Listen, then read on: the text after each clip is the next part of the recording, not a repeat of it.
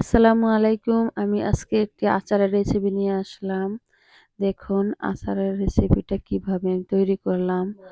পুরাটা রেসিপি না টেনে ভিডিওটা দেখবেন। দেখুন কতটা সুন্দর হয়েছে। আর মুখে দিলে একদম মিলিয়ে যাবে। দেখুন আচারটা আমি কিভাবে তৈরি করলাম। আমি জলপাই নিয়েছি ২.৫ কেজির মতো।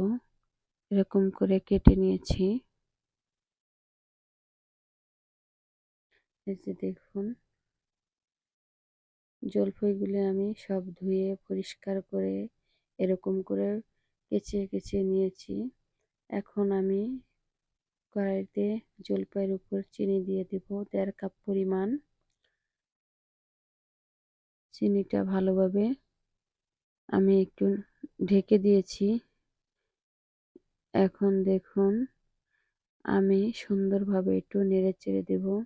আমি জাস্ট কোনো পানি ব্যবহার করব না এই জায়গায়, পানি ছাড়াই তৈরি করব। এই যে দেখুন আমি এখন দিয়ে দেব একটু মরিচের গুঁড়ো ১ চামচ পরিমাণ, অল্প হাফ চামচের চেয়েও কম একটু হলুদ, আর দিয়ে দিব আমি পরিমাণ মতন একটু লবণ।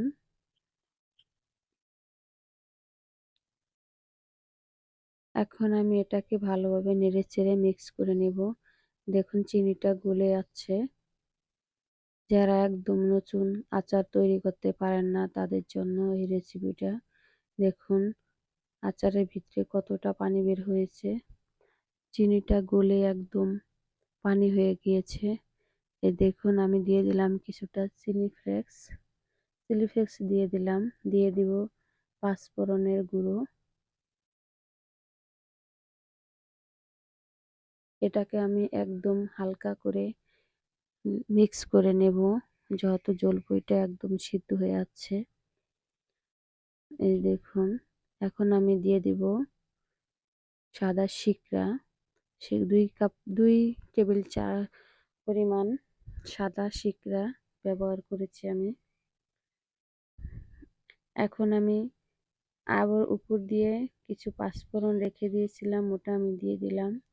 দেখুন কত সহজে এরকম একটি আচার তৈরি করতে পারবেন আপনারা চাইলে বাসায়।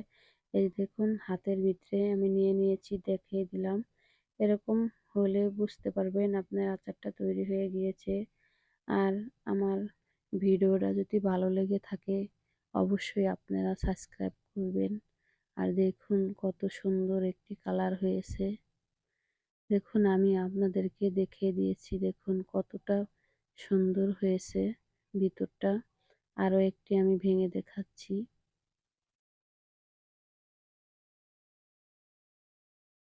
এই দেখুন কতটা রসালো, ভিতরটা অনেক সুন্দর হয়েছে। আর আমার ভিডিওটা যদি ভালো লেগে থাকে অবশ্যই সাবস্ক্রাইব করুন। আল্লাহ হাফেজ।